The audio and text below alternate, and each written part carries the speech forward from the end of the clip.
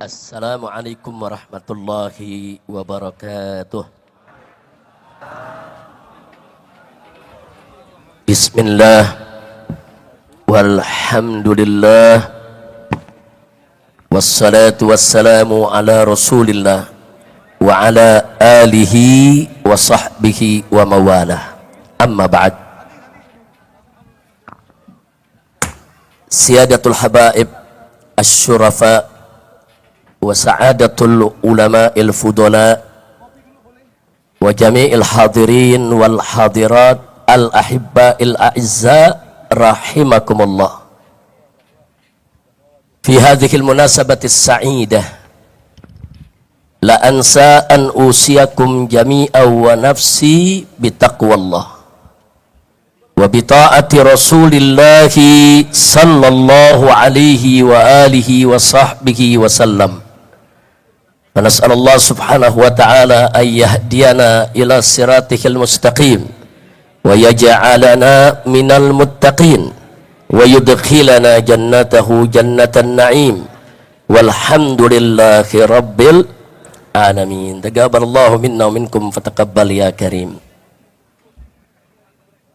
Setelah puja dan puji kita panjatkan bagi Allah Jalla Jalaluh, setelah solawat dan salam kita sampaikan untuk Nabi kita tercinta Sayyiduna Muhammad beserta para keluarga dan para sahabatnya, maka dalam kesempatan ini saya ingin menyampaikan apresiasi dan penghargaan yang tinggi khususnya kepada segenap panitia penyelenggara yang telah bekerja keras mengorbankan waktu, tenaga, pikiran, harta benda untuk mensukseskan acara ini, termasuk semua pihak yang membantu kelancarannya, baik dari kalangan ulama yang telah mengerahkan jamaah dan para santrinya, majelisnya dari mana-mana, begitu juga dari kalangan umara yang telah menggerakkan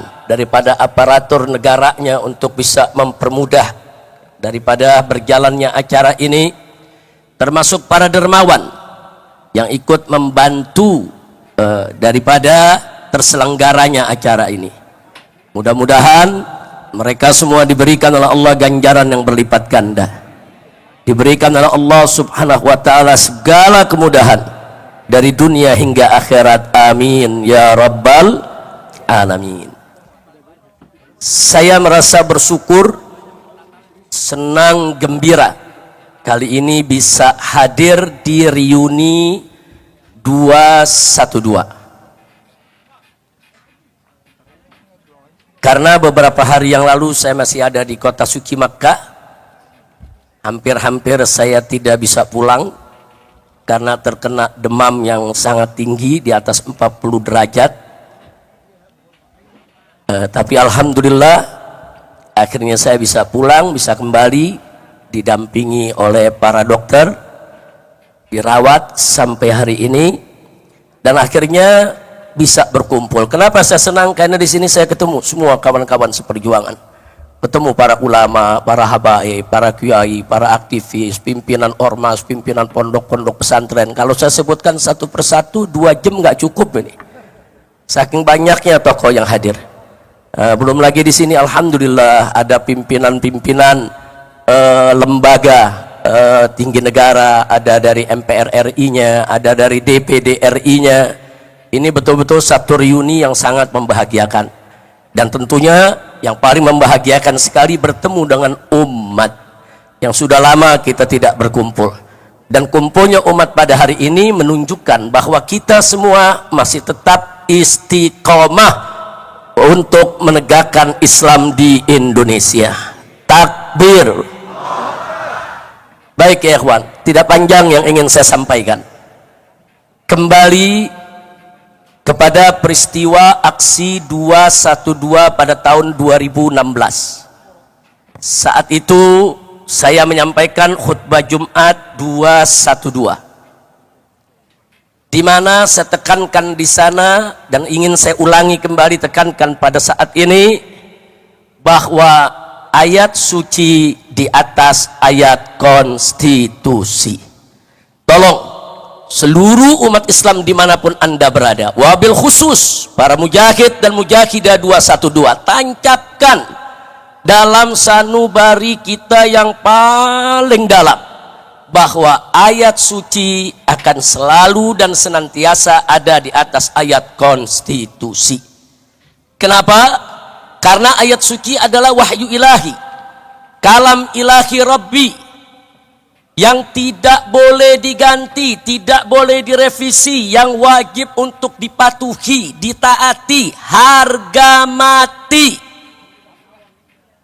Sedangkan ayat konstitusi adalah produk akal basyari, hasil musyawarah sesama manusia dengan menggunakan pengetahuannya yang wajib sejalan dengan ayat suci. Tidak boleh ada ayat konstitusi dimanapun, kapanpun yang bertentangan dengan ayat suci, ya kawan. Karena itu saya tekankan sekali lagi pada saat ini, jangan pernah mundur untuk menegakkan Islam, jangan pernah mundur untuk menegakkan hukum Allah, jangan pernah mundur untuk bagaimana kita berjuang agar NKRI berdiri atas dasar hukum Allah, saudara, yang diridhoi oleh Allah subhanahu wa ta'ala dan Rasulnya. Amin ya rabbal alamin. Siap berjuang? Siap berjuang? Baik, berikutnya sesuai dengan tema bahwa reuni 212 kali ini yaitu bertemakan revolusi akhlak untuk menuju Indonesia berkah dan Palestina merdeka. Indonesia berkah, berkah, saudara. Kunci keberkahan itu Allah sudah nyatakan dalam Al-Quranul Karim. Faqala ta'ala walau anna ahlal qura amanu wa taqaw lafatahna alaihim barakatim minas sama'i wal ard. Tegas Allah nyatakan dalam Al-Quran, andai kata penduduk suatu negeri, penduduk daerah-daerah dimanapun berada, saudara, amanu wattaqaw, mereka beriman dan bertakwa kepada Allah, Allah janjikan lafatahna alaihim, niscaya pasti akan kami buka untuk penduduk negeri tersebut barakat, aneka ragam keberkahan, minas sama'i wal ard, baik keberkahan yang diturunkan dari langit maupun keberkahan yang Allah keluarkan dari dalam bumi, saudara. Ini janji Allah. Jadi kalau kita mau Indonesia berkah, ya beriman dan bertakwa. Nah, beriman bertakwa itulah maksudnya kita tunduk kepada hukum Allah. Baik hukum yang berkenaan dengan pribadi perorangan, hukum yang berkaitan dengan rumah tangga, hukum yang berkaitan dengan sosial kemasyarakatan, sampai kepada hukum yang berkaitan dengan tata negara, ibadallah. Tunduk kepada hukum Allah. Kalau kita tunduk kepada hukum Allah, beriman, bertakwa, Allah kasih berkah. Jadi jangan mimpi Indonesia berkah kalau hukum Allah dilecehkan. Jangan mimpi Indonesia berkah kalau hukum Allah ditinggalkan. Jangan mimpi Indonesia berkah kalau Al-Quran dibelakangkan. Nabi tegas mengatakan dalam satu hadisnya, ibadallah, kama qala Nabi sallallahu alaihi wasallam, man ja'ala al-Qur'ana amamah hadahu ila jannah wa man ja'alahu wara'a dhahrihi saqahu ila nar. Barang siapa menjadikan Al-Quran di depan dia sebagai imam, sebagai pedoman, sebagai petunjuk, niscaya Al-Quran akan menuntun dia masuk ke dalam surganya Allah. Sebaliknya, barang siapa menjadikan Al-Quran di belakang tulang punggungnya, dia nggak peduli dengan hukum Al-Quran, dia lecehkan Al-Quran, dia nggak mau pakai Al-Quran, saudara, hati-hati, neraka jahanam menanti dia untuk dijerumuskan, ya kawan. Na'udzubillah min dzalik. Mudah-mudahan di kepemimpinan baru saat ini yang terhormat, yang sama kita hormati Bapak Presiden Haji Prabowo Subianto, saudara, bisa selalu mengedepankan ayat suci di atas ayat konstitusi. Nah, jadikan Indonesia ini berkah. Kami seluruh rakyat akan dukung Bapak kalau Bapak mengajak bangsa Indonesia taat kepada Allah dan Rasulnya. Betul? Betul? Takbir. Nah, jadi sekali lagi jangan pernah mundur, ya ikhwan. Nah, baiklah. Berikutnya yang tidak boleh saya lupakan juga, ya ikhwan, alhamdulillah, Pilpres sudah selesai, pilkada sudah selesai, pilkada serentak, saudara. Jadi jangan lagi ke depan ini baik pilpres maupun pilkada memecah belah kita. Berbeda pilihan dalam politik itu biasa. Makanya saya kaget begitu ada perbedaan pilihan, saudara, berani-beraninya ulama dimunafik-munafikkan, disesat-sesatkan, dikafir-kafirkan. Jangan. Ada habaib, ada ulama berbeda pilihan dengan kita, saudara, masing-masing punya ijtihad politik. Wajib untuk kita saling menghormati, saudara. Jangan mau dipecah belah, saudara. Yang bertarung orang lain, yang dapat kekuasaan orang lain, yang dapat kursi orang lain, yang dapat uang orang lain. Tapi kenapa harus rakyat yang diadu domba, rakyat yang baku pukul, dan rakyat yang dipecah belah? Jangan mau lagi kita diadu domba. Setuju? Siap bersatu? Siap bersatu? Takbir! Nggak apa-apa, kita beda-beda pendapat, nggak apa-apa, saudara. Hanya saja kita mau ingatkan semua, saudara, di dalam memilih pemimpin, jangan lupa jadikan Al-Quran dan As-Sunnah sebagai pedoman kita. Al-Quran dan As-Sunnah sudah menuntun kita bagaimana cara memilih pemimpin. Yang model bagaimana pemimpin yang harus kita pilih, ikuti saja. Selama kita berpedoman kepada Al-Quran dan As-Sunnah, Al-Ijma' dan Qiyas, saudara, serta apa-apa sudah disampaikan oleh para ulama-ulama salaf kita, insya Allah kita tidak akan terjerumus ke dalam jurang kebingungan. Enggak, kita enggak bakal bingung. Kita bingung memilih pemimpin karena meninggalkan Quran dan Sunnah. Kita bingung memilih pemimpin karena kita jauh dari Al-Quran dan Sunnah. Kalau kita ikut Al-Quran, As-Sunnah, Al-Ijma', Al-Qiyas, saudara, begitu juga petunjuk dari para ulama kita yang ikuti, insya Allah kita tidak akan pernah bingung dan kita tidak akan pernah bisa dipecah belah. Maka itu hari ini, sebelum saya akhiri, saudara, saya ingin mengajak semuanya kembali ke dalam barisan. Yuk kita rapikan soft kita perkuat barisan kita. PR kita ke depan banyak, ya ikhwan. Dari dulu saya selalu menekankan, siapapun presidennya, siapapun gubernurnya, siapapun bupatinya, siapapun wali kotanya, kewajiban kita tetap sama, dakwah, amar ma'ruf, nahi munkar, dan jihad. Siapapun presidennya, kewajiban kita tidak akan pernah berubah. Betul. Nah, baiklah, terakhir, saudara,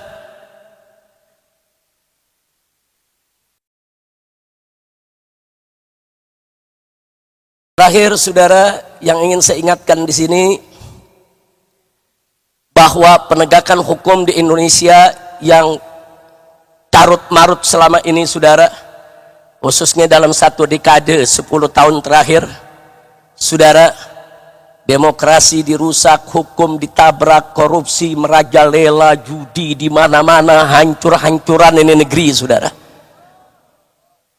Maka itu saya berharap mereka-mereka yang telah merusak negeri ini selama 10 tahun jangan dibiarkan, tapi mereka harus dituntut pertanggungjawabannya.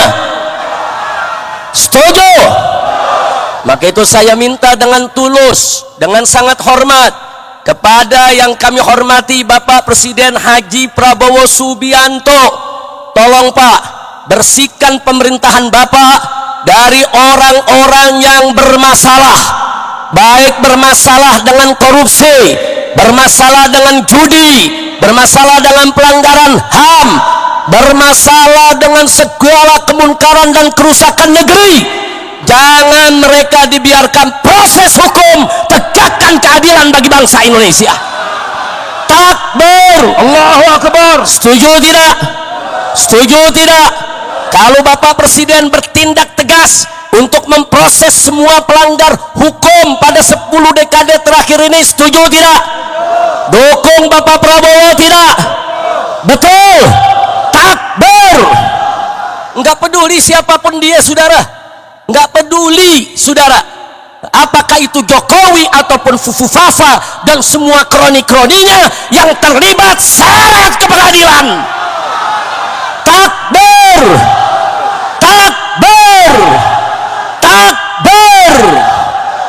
Dan akhirnya mari kita baca suratul Fatihah.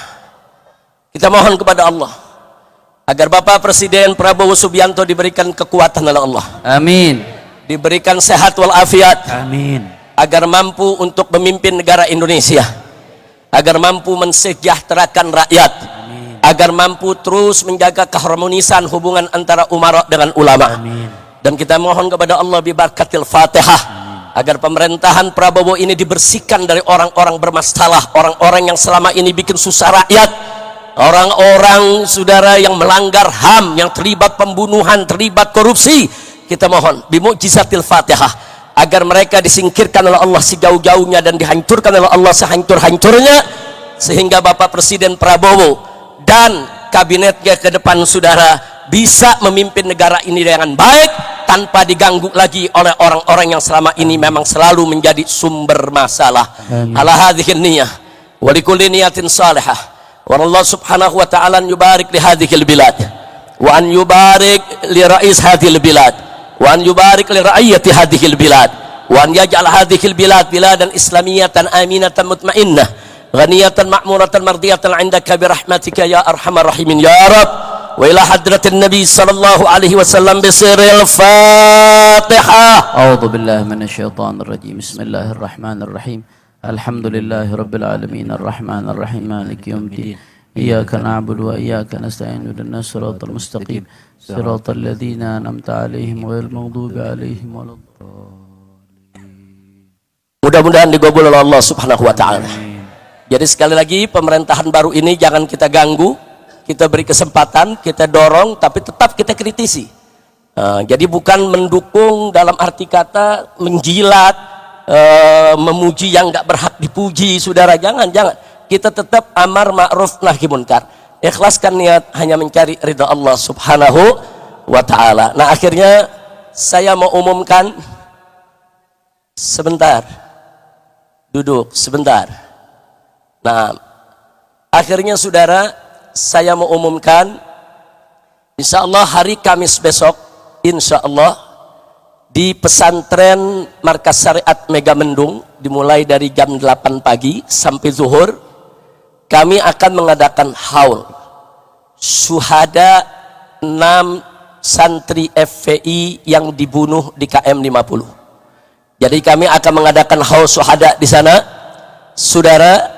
Nah, bagi mereka yang berkesempatan untuk hadir silakan. Undangan dibuka untuk umum. Hari Kamis besok tanggal 5 Desember.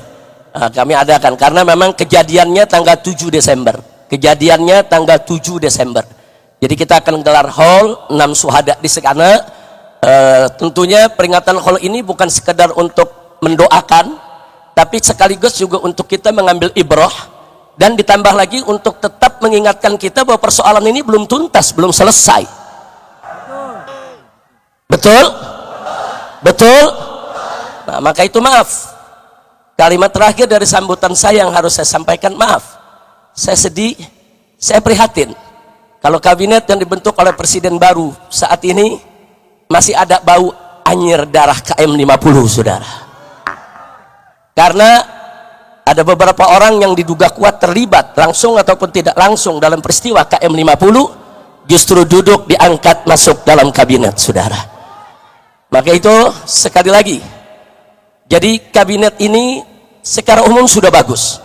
Kabinet ini secara umum harus kita dukung. Kabinet ini secara umum harus kita beri support untuk bisa bekerja dengan baik. Tapi saya tidak bisa menyembunyikan kesedihan saya, keprihatinan saya. Ternyata kabinet tersebut, maaf, masih ada bau anyir darah KM 50, saudara. Maka itu kita akan gelar haulnya. Insya Allah siap hadir. Insya Allah akan kita gelar, saudara, supaya KM 50 akan terus kita usut sampai tuntas. Setuju? Setuju? Takbir. Allahu Akbar. Nah, akhirnya sekali lagi kita baca suratul Fatihah. Kali ini khusus untuk Palestina, ya ikhwan. Saya sepakat dengan Kiai Haji Muhyiddin Junaidi tadi, luar biasa. Beliau mengusulkan kepada Bapak Presiden Prabowo yang sejak awal sudah memberikan dukungan terhadap perjuangan Palestina agar membuka pendaftaran bagi pemuda-pemuda Indonesia yang siap berjihad ke Palestina. buka pendaftaran, latih mereka, persenjatai, kirim ke medan Gaza untuk bertempur membebaskan Al-Aqsa. Siap tidak? Siap tidak? Jadi kalau Bapak Presiden menyetujui usulan dari sepuh kita Kiai Haji Muhyiddin Junaidi tadi, saudara sambut tidak? Dukung tidak? Setuju tidak? Takbir. Mudah-mudahan jadi usulan tadi merupakan usulan luar biasa. Dan kepada Dr. Ahid, jazakumullah khairal jaza ala muhadaratikum, masya Allah, apa yang tadi disampaikan oleh Dr. Ahid dari Palestina luar biasa menggugah kita semua ya ikhwan. Ya, kita nggak boleh pernah melupakan tentang Palestina. Palestina harus selalu ada di hati kita, Palestina harus selalu menjadi perhatian kita, dan Palestina harus menjadi prioritas perjuangan kita di dunia internasional agar Al-Masjidil Aqsa dibebaskan oleh Allah Subhanahu wa taala dari cengkeraman Israel durjana dan bangsa Palestina bisa menikmati kemerdekaan. Amin ya rabbal alamin. Ala hadhihi niyah wa likulli niyatin salihah wa ila hadratin nabi sallallahu alaihi wasallam wa Allah Subhanahu wa taala an yarzuqa sya'bal filistini fathan mubina wa nasran aziza wa khalasan jamila wa baladan amina. Amin. Wa imaman adila. Amin. Wa ila hadratin nabi bisiril Fatihah. A'udzubillahi minasyaitonir rajim. Bismillahirrahmanirrahim. Alhamdulillahi rabbil alamin arrahmanir rahim maliki yaumiddin. Iyyaka na'budu wa iyyaka nasta'in. Ihdinas siratal mustaqim. Siratal ladzina an'amta 'alaihim ghairil maghdubi 'alaihim waladdallin. Amin. Alhamdulillah. Baik ya ikhwan, setelah saya tutup, ini akan dilanjutkan pembacaan doa penutup oleh Buya Ahmad Qurtubi Jailani. Beliau nanti yang akan baca doa, kita aminkan dengan khusyuk, dengan penuh keyakinan. Semoga doa kita akan diterima oleh Allah Subhanahu wa taala. Jadi itu saja yang bisa saya sampaikan, dan saya minta maaf kalau kondisi saya memang terlalu lemah ya ikhwan. Kalau dokter melarang saya bicara, saya keluar kena angin begini dilarang ya ikhwan. Tapi apa boleh buat, saya berangkat kemarin dari sana hari Kamis ya ikhwan, sore maghrib saya berangkat, tapi pagi hari sampai jam 1 saya punya panas tuh 41 derajat lebih. Jadi saya dimasukkan ke rumah sakit. Saya minta kepada dokter untuk berikan obat yang paling keras, paten, yang bisa menahan, menghentikan saya punya panas agar saya bisa melakukan perjalanan. Berhasil. Habis 3-4 jam saya diinfus, yang itu jam 1 selesai saya langsung berangkat ke bandara, kemudian langsung terbang. Ternyata di pesawat dari mulai terbang sampai turun luar biasa, menggigil, demam, cukup hebat ya ikhwan. Tapi alhamdulillah sampai di Jakarta ditangani lagi oleh dokter-dokter kita. Setiap malam memang panas bisa mencapai 40. Kalau pagi begini nih mulai rendah, nanti begitu siang agak mulai ringan. Tapi saya sudah periksa semua, alhamdulillah, periksa darah, urin dan lain sebagainya semua bagus. Tapi insya Allah sepulang dari acara ini saya sudah janjian, saya akan langsung dirawat di rumah sakit untuk pemulihan. Karena itu saya minta maaf, mungkin ke depan ini banyak yang sudah ngundang saya, banyak undangan yang tidak akan bisa saya datang sampai betul-betul pulih tenaga. Tapi itulah karena cinta antum semua, karena doa antum semua, dan karena rasa senang saya kumpul dengan para ulama, para kiai, dengan nazrah mereka, suara yang gak keluar jadi keluar ya ikhwan. Alhamdulillah, suara yang gak keluar jadi keluar.